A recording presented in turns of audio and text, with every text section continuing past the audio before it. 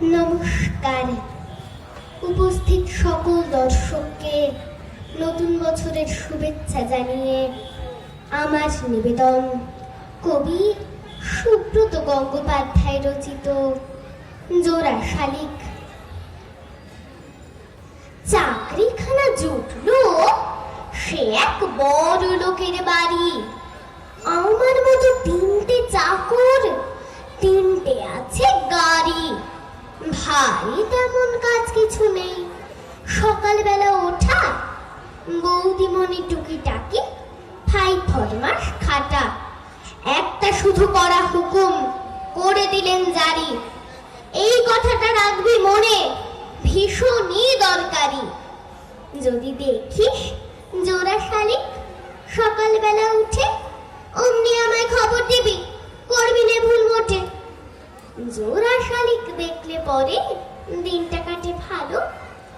চাকরিগিরির প্রথম কদিন ভালোই কেটে গেল।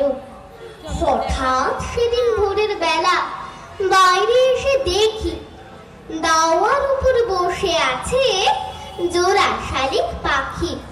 চেঁচিয়ে ডাকি, বৌদিমণি দেখুন এসে নিচে। জোড়া শালিক বসে আছে গোলাপ গাছের পিছে।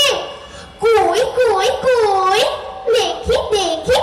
থপথপিয়ে নেমে নাদুস নুদুস বৌদিমণি ভিজে গেলেন ঘেমে। জোড়া শালিক দেখবো বলে যেই না সে তাই চাওয়া, এই মরেছে, কোথায় গেল জোড়া শালিক হাওয়া। রেগে আগুন বৌদি বলেন, পাজি হতচ্ছাড়া, ঝেঁটিয়ে তোমায় আজকে আমি করছি বাড়ি ছাড়া। চেঁচিয়ে যে তুই উড়িয়ে দিলি সাধের জোড়া শালিক, আজই তোকে করছি বিদায়, উঠুক না তোর মালিক। জোড়া শালিক দেখলে নাকি দিনটা কাটে ভালো।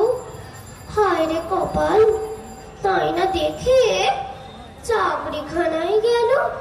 নমস্কার।